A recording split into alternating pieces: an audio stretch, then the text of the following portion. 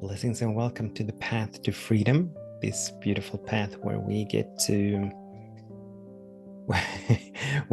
set ourselves free, as the name so beautifully and eloquently articulate. We get to set ourselves free to shine, to soar, to glow, to forever love for greater and grander expressions of who and what we are. We get to set ourselves free to be in ever expanding love and joy and peace and harmony and wholeness and beauty and abundance and creativity. We get to set ourselves free from the lower vibrations of fear and worry and doubt, a sense of separation, a sense of lack, scarcity, a sense of not being enough, a sense of not having enough. There's so many things that are being tied into this idea of freedom, this way of life, because this is really what it is. It is a way of life that we get to cultivate. So freedom doesn't happen just overnight. We don't just snap our fingers and all of a sudden we're free, but this is inner work that we get to do. It's a process. It's an eternal process. I call it the path to freedom. We can call it the path of awakening. We can call it the path to enlightenment. We can call it the path to sanity. We can call it the path to the spiritual path. There's so many different ways of articulating it, but all of it speaks to that this is a way of life that we get to cultivate moment by moment by moment by moment by moment by moment. Just like when we're learning a new language, it just doesn't happen, for most of us at least. I mean, there are prodigies and there are individuals that have an aptitude for learning different skills, and they do it very quickly. But for most of us, when we're learning a new language, it takes time, and it takes absolutely repetition. It takes practice, repetition, practice, repetition, practice, over and over and over again. And this is exactly the same. So this was kind of a long introduction to this path to freedom, and it kind of fits into the topic for today. I'm going to say the topic, and then I'm going to do what I always do, which is introduce myself and thank you for being here. But the topic for today is the three pillars of freedom. Or I'm also inclined, I'm sort of on the fence on this one, the three pillars of freedom or the Trinity of freedom. I kind of like the word Trinity. So who knows where it goes, where I land.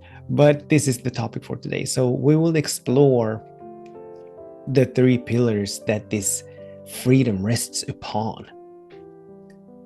The three different aspects of walking this path. I mean, there are many aspects and there are many sub-aspects, but they can all be sort of bumped into one of these three pillars. So having said that, my name is Daniel Roquillo, and as always, I'm very grateful and honored that you're choosing to join me, that you're here, that you're tuning in. So thank you so much for being willing to do this work, for being willing to walk this path, for being willing to release and let go of who you used to be, so that who you are becoming may emerge. So it's all good, it's all well. So let's jump into exploring these three pillars. And why do we need to explore these three pillars? Well, the reason is quite simple. As I'm having conversations and as I'm moving through life myself, I mean, life is a composition, if you will, of different aspects. The totality of life. So we have relationships, and we have health, and we have finances, and we have careers, and we have self-love, and we have our mission and how we're moving through life. We have our creative endeavors. There are different aspects to life, kind of like a jigsaw puzzle, which has all these different pieces, and all the individual pieces make up the full, beautiful image of the jigsaw puzzle. And without one individual piece, the full jigsaw puzzle is not complete, right? So life is made up of different aspects. And depending on, so what we can do is that we can look at life and sort of gauge, sort of discern where we are relative to that, where we are in consciousness relative to that aspect of life. And so having an understanding of these three pillars allows us to actively and consciously go to work within that, on that pillar. So because life, a balanced life,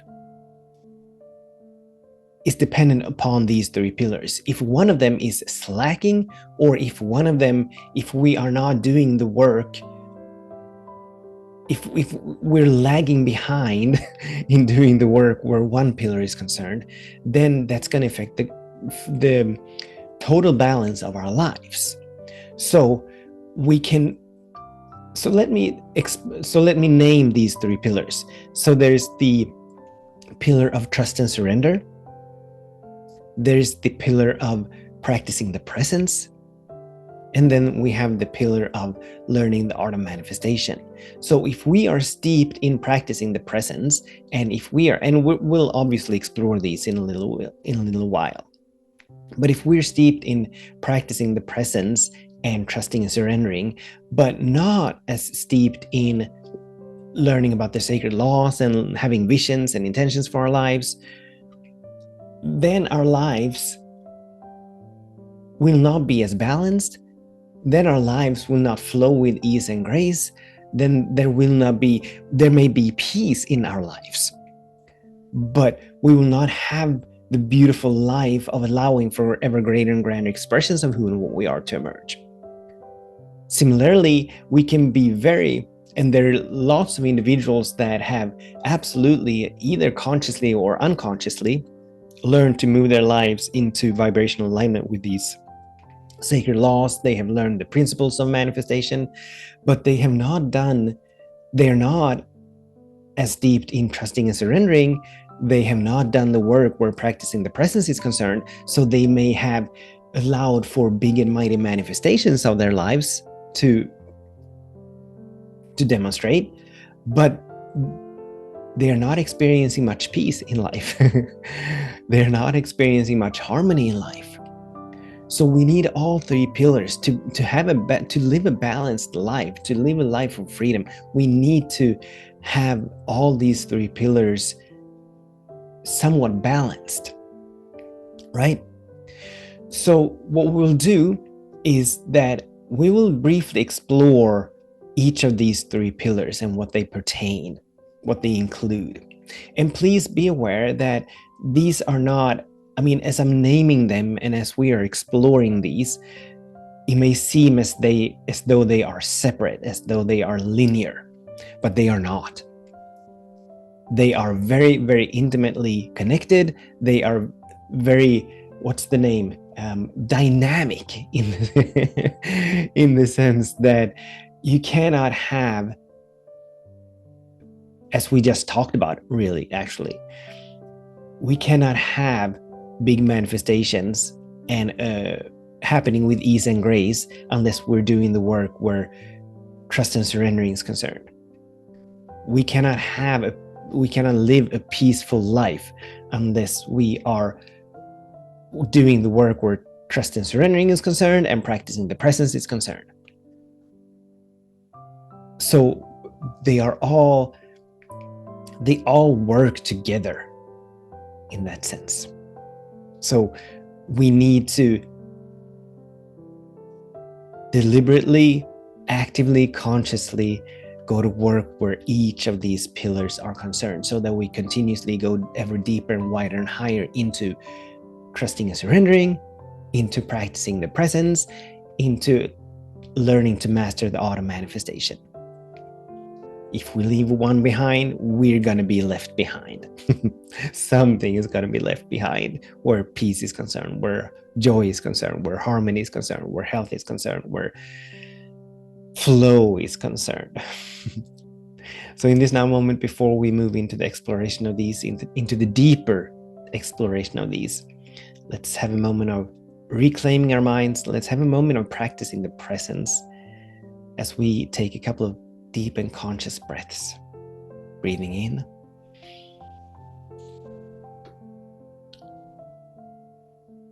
and releasing.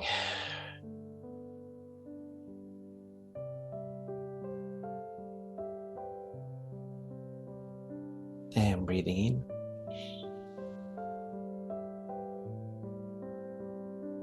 And breathing out.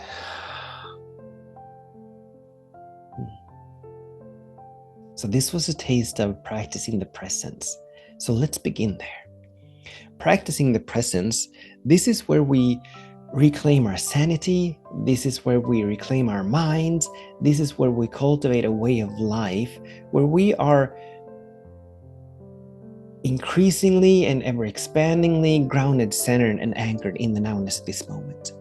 So practicing the presence is us cultivating a life where we come back to the nowness of this moment on a regular basis, not letting the mind just roam free, not letting the mind just run off like an untrained, unleashed dog, but actually training the mind to heal, training the mind to follow suit so that we become the masters of our mind, so that we take back our minds. Because the mind left to itself, it'll take off in whichever direction is suggested to it. It sees something on the news, or we see something on the news, or we hear something on the radio, or we read something on social media, and immediately the mind, which, or not the mind necessarily, but the ego, which absolutely thrives in time, past, present, future. So the ego conjures the mind into, tricks the mind, lures the mind into either past regurgitating, complaining over something that has been, something that didn't was, or whatever the case may be. It jumps into some future moment, projecting fears and worries and doubts, worst case scenarios, doom and gloom onto that moment. Or it moves into the present moment, being very concerned about what others are thinking about us, what is happening right now, all of it infused with judgments, opinions, points of views, small and limited perspectives, perceptions, thoughts as to what should and should not be, labels, name calling. So we need to train the mind to heal. As the beautiful statement goes, the mind as a master is a very dangerous master. The mind as a servant, that's not the original word, but I would call it servant, is a very beautiful ally, or an ally. It's a very beautiful and powerful ally, but it needs to be trained to heal. He needs to be trained. We need to train our attention muscles, our presence muscles, so that they are strong enough that we can, like the trees that are so rooted in the ground, which allows them to remain standing even in the midst of turbulence, even in the midst of hard weather. We need to train our presence muscles so that we remain anchored, centered, and grounded in the nowness of this moment, even when there's turbulence around us, even when there's turbulence within us. We need to train our attention muscle to more be turned toward what it is that we wish to experience than what we don't wish to experience. So in this, and I was just in meditation before beginning to record this, and that meditation sort of threw me off, because what came into my mind was, well, we have these three pillars, but then we have like forgiveness, and then we have self-love, cultivating a deep and profound sense of self-love. Where does that fit in? Does this mean that there are more than three pillars? And obviously, as we're living and moving in a field of infinite possibilities where there are no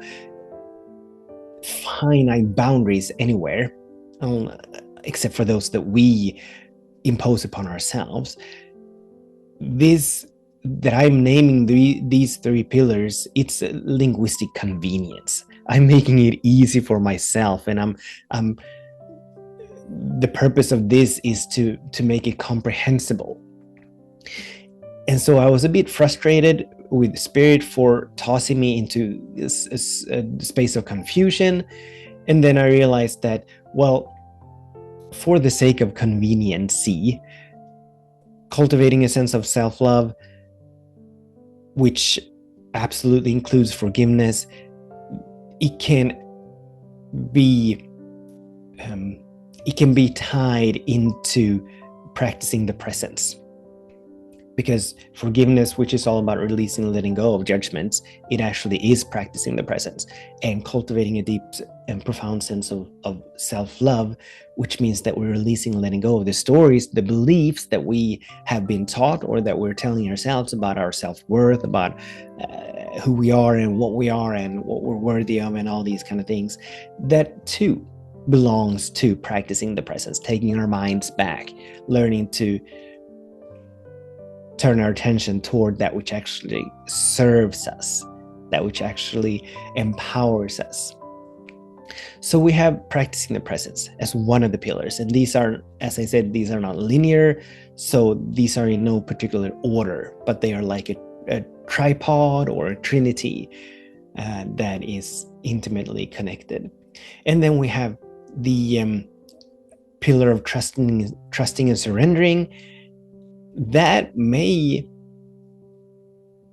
another name for that may be on the verge of evolving or emerging, as I also caught in the meditation, that there may be another name that more articulatory describe what this means. But for now, let's call it trusting and surrendering. And this is where we learn and go deep into cultivating a conscious connection with the divine, with life, with the one and only mind, the one and only presence. We can call it God, we can call it the universe, we can call it life, we can call it the benevolent loving presence or spirit or whatever we want to call it. But this is where we trust, where we come to trust that this loving presence is all there is. So we come to trust the allness of it. We come to trust that it is benevolent, that it is always good, that it is always for itself, regardless of what surface appearances look like, regardless of our perceptions or our judgments about whatever is going on. And this is where we learn to trust that it is always expressing itself perfectly. Thus, wherever we are in any given moment, whatever is happening in any given moment is just perfect.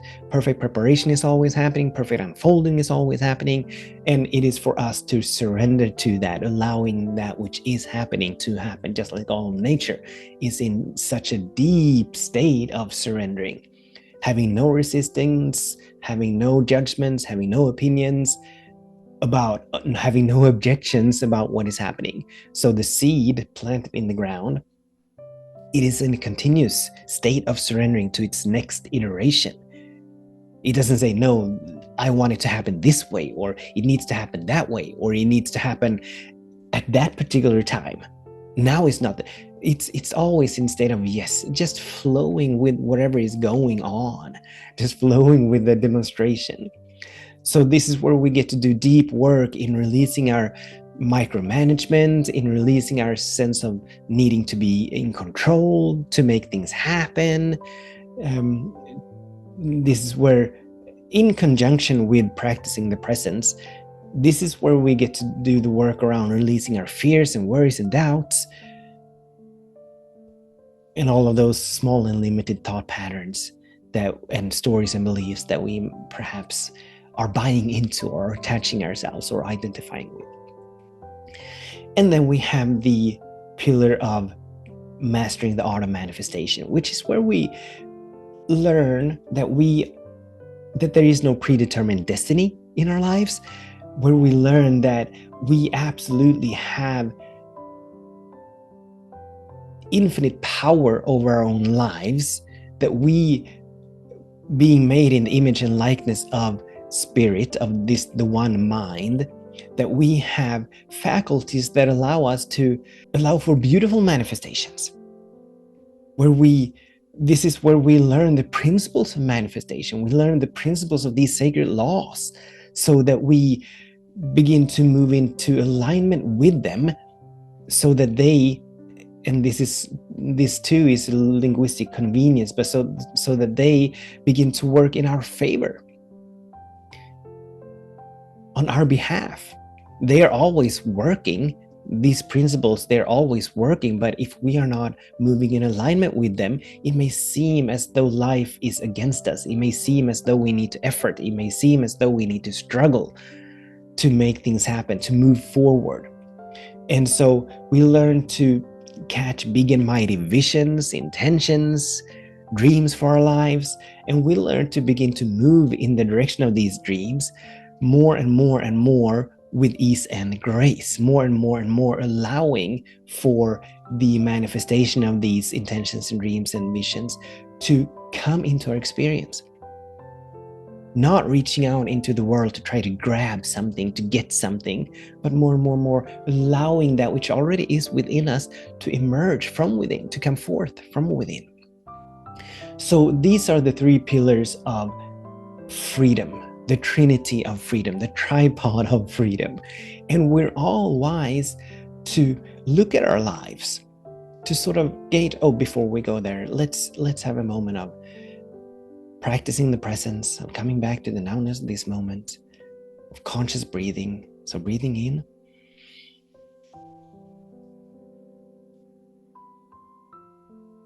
and releasing.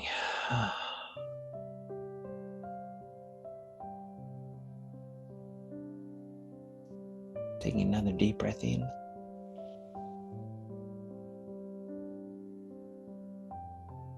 And breathing out.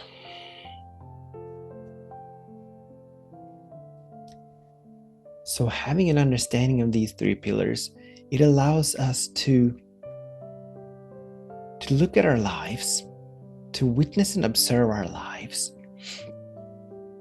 and relative to these, become aware of where we perhaps need to do some work right now.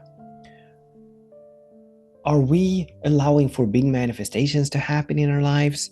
Is there a beautiful flow to our lives, but we are filled with fear and worry and doubt?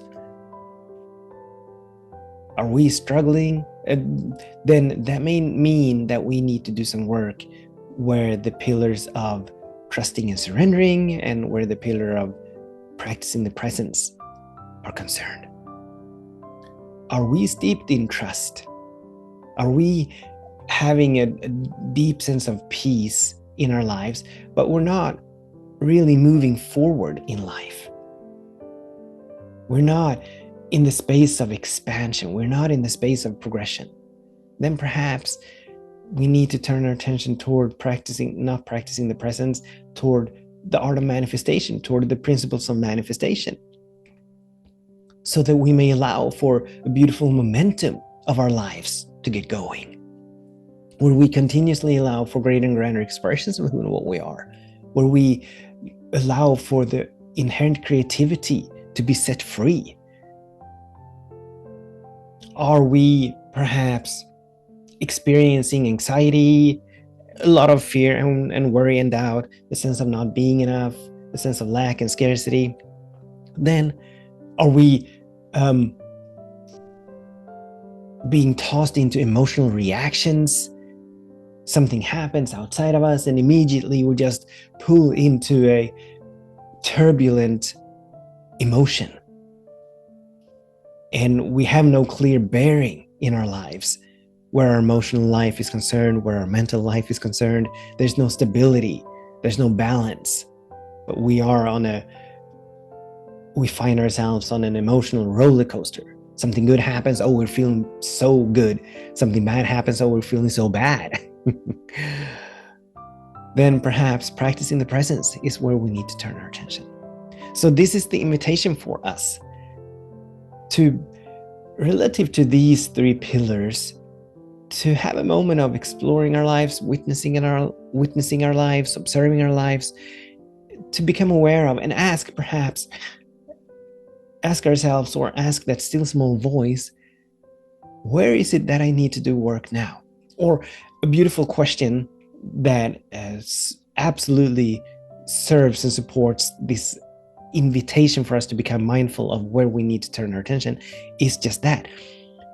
what is mine to do in this now moment? In this now moment, right now, what is mine to do? Where do I need to turn my attention? For me to move deeper into freedom, for me to allow for a beautiful life to emerge, for me to be a conscious, active participant in my own life, in the unfolding of my own life. What is mine to do? So that we, and then obviously, as whenever we're asking the still small voice, whenever we're asking for guidance, this is not for us to intellectually come up with the answer, but this is for us to become still and catch the answer. That still small voice, it is all of intuition. We can call it intuition, we can call it the voice of God, we can call it the voice of our future self. But it is always speaking to us in a language and in a way that we can understand. But we need to be still enough. We need to become silent enough. We need to make ourselves open and available to catch it in whichever ways it speaks to us. So this is the invitation, and these are the questions for us to become aware of where we need to turn our attention. And this is not a commercial, obviously, but this is about, but if you find that you perhaps need to turn your attention toward practicing the presence, then I have a beautiful audio course called just that, practicing the presence. If you feel that you need to learn to master the auto manifestation, then I have actually a couple of beautiful courses. How to master the auto manifestation and how to master the auto manifestation 2.0. If you feel that you want to go deeper into trusting and surrendering, I would invite you into how to master the auto manifestation 2.0, because one of the sections in that course is a very deep dive into trusting and surrendering.